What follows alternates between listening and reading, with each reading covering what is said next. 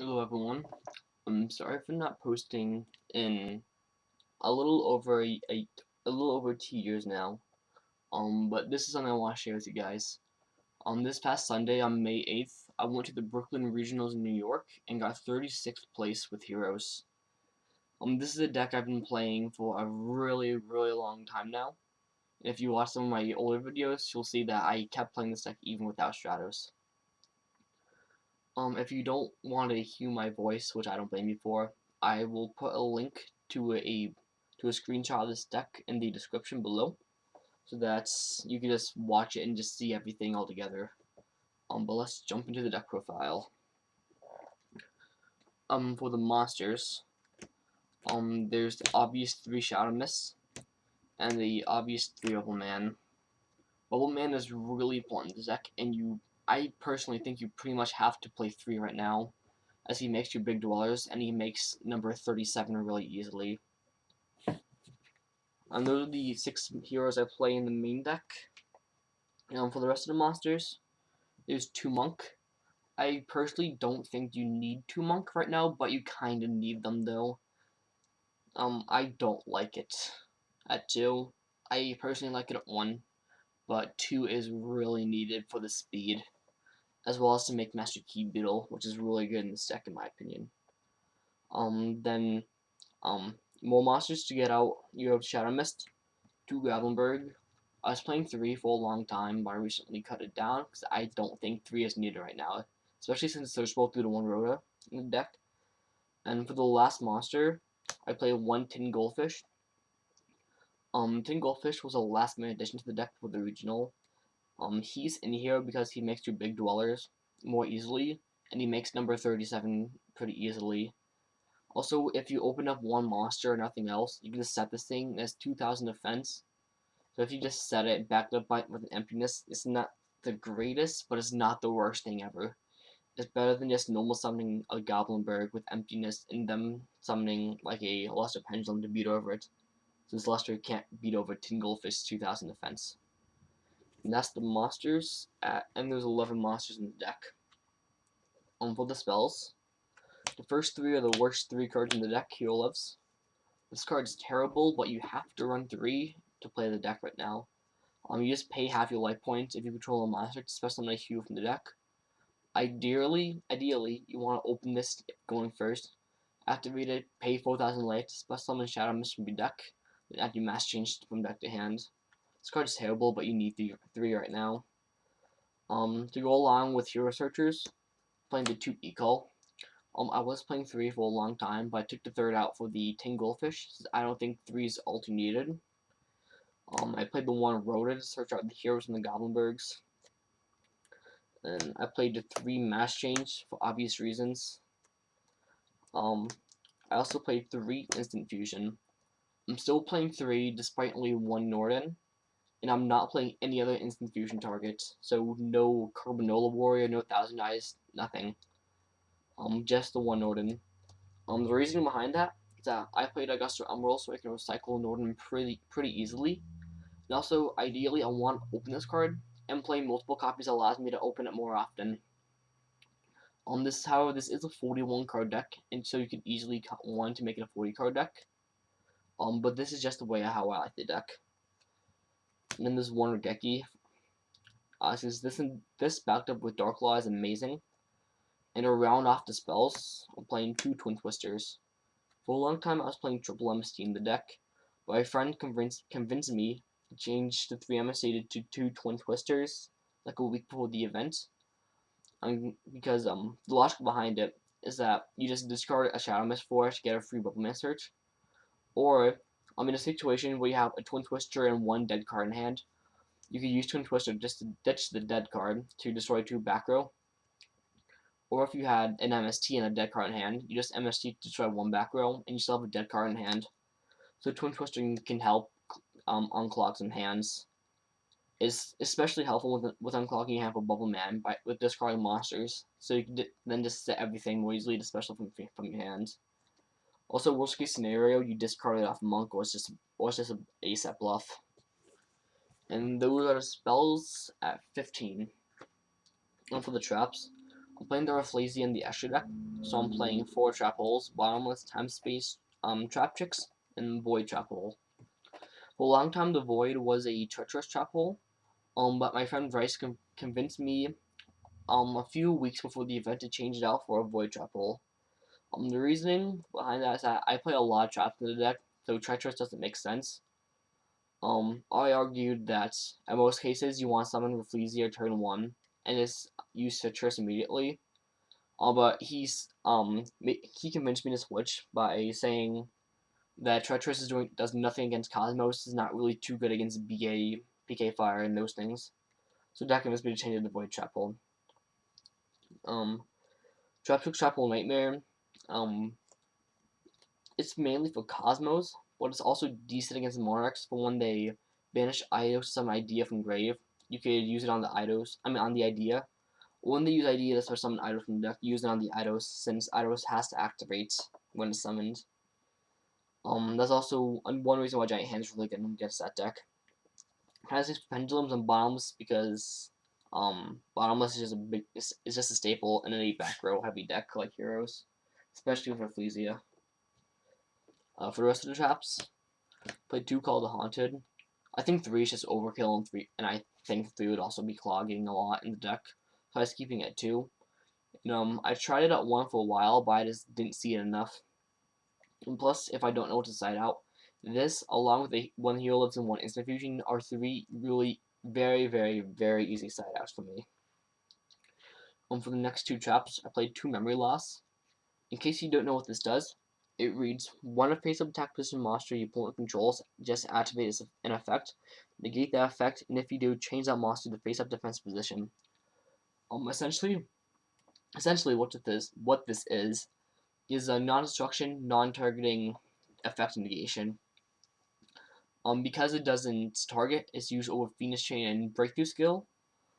And another main reason why it's used is that it turns big Cosmos ships like Dark Destroyer and Slip Rider to defense, as well as Monarch to defense.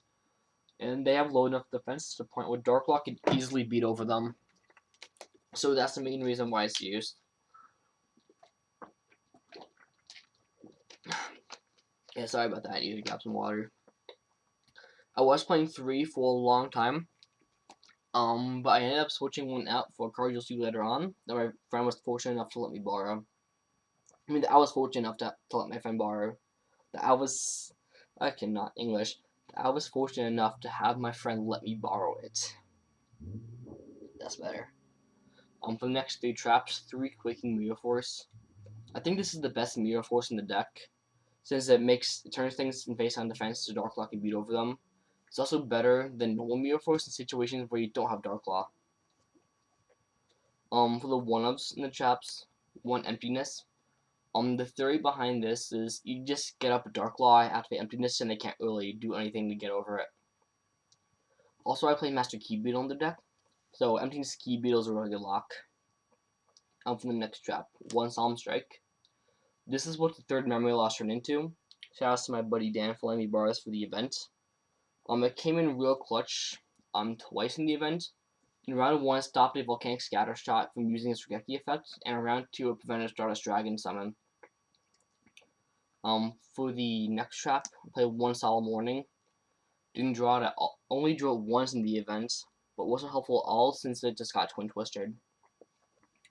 For the last card in the deck, and the 41st card in the deck, is 1 Phantom Knight's Wing. The theory behind this is that you just beef up Darklaw to attack over more things, or you could beef up things like Utopia to Lightning to 3000 after it used the effect, so it could run over things more efficiently. You beef up Master Key Beetle and things like that. You beef up Growler even more to 27. I didn't draw it during the event at all. Didn't really draw any testing at all either, but overall, I think it was a decent addition in my opinion. That rounds off the traps at 15 cards in the main deck at 41. For the extra deck, I'm playing the obvious 2 Darklaw, and the 1 Anki for the Dark Masked Heroes. For the Water, the 1 Acid. And for the last fusion in the deck is the 1 Norden. Once again, I didn't play any Carbonella Warriors or 1000 Hour Strix because I don't think they're necessary in the deck. And I'd rather play Exceeds. That would be more helpful. Who are the Exceeds I play? The one Castell, one Rafflesia,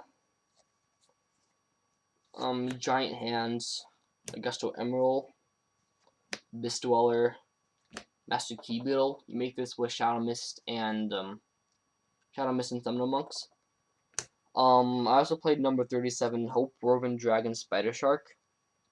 In case you don't know what this thing does, it takes 2 waters to make, so Bubbleman, Norden.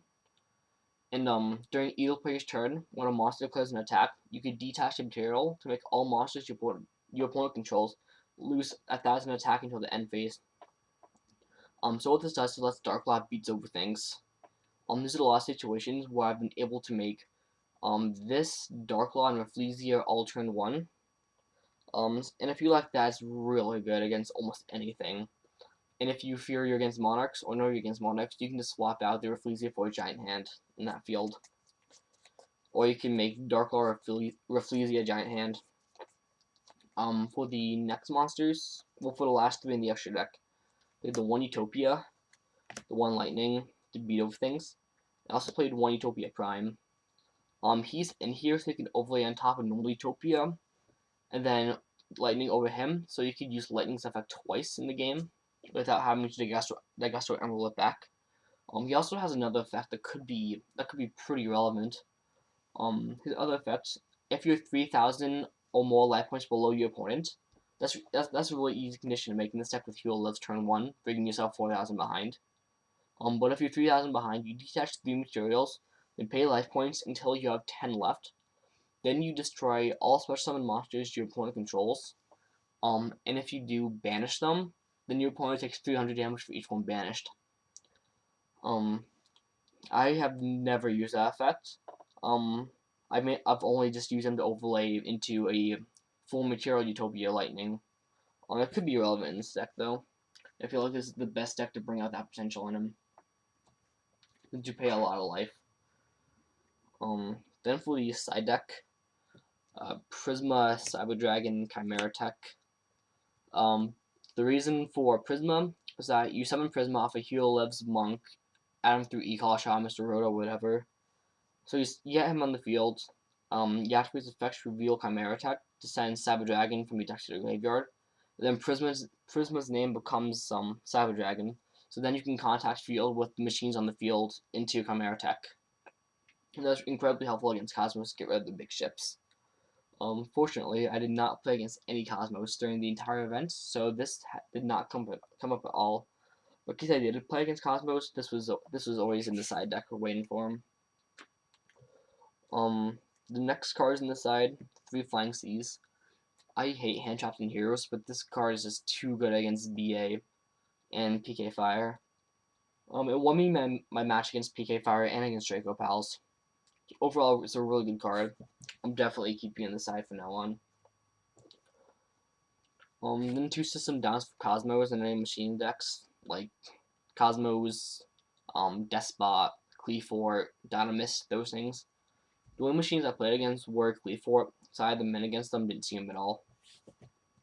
But it's really good in all of the machine matchups. And then 2 Iron Wall for PK Fire and Cosmos. This was chosen to be in the side deck because I played the Master Key Beetle to help protect it in those matchups. Didn't see it at all though during the event. Sorry about that. Next up, 3 Master Restrict from Monarchs. Didn't see it at all, unfortunately. But it's been incredibly helpful in locals against some of my friends.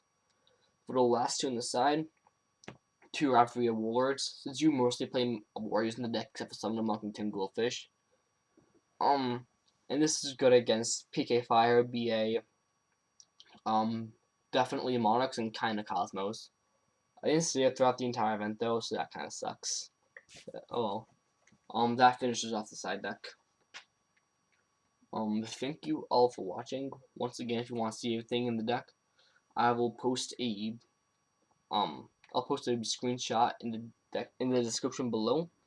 I'll probably also write out a written deck list for you all. I'll probably also write out like a mini regionals report. Once again, I got 36th place. Incredibly happy about that. One more win though, and I would have got my nationals invite. Oh, catch you guys next time.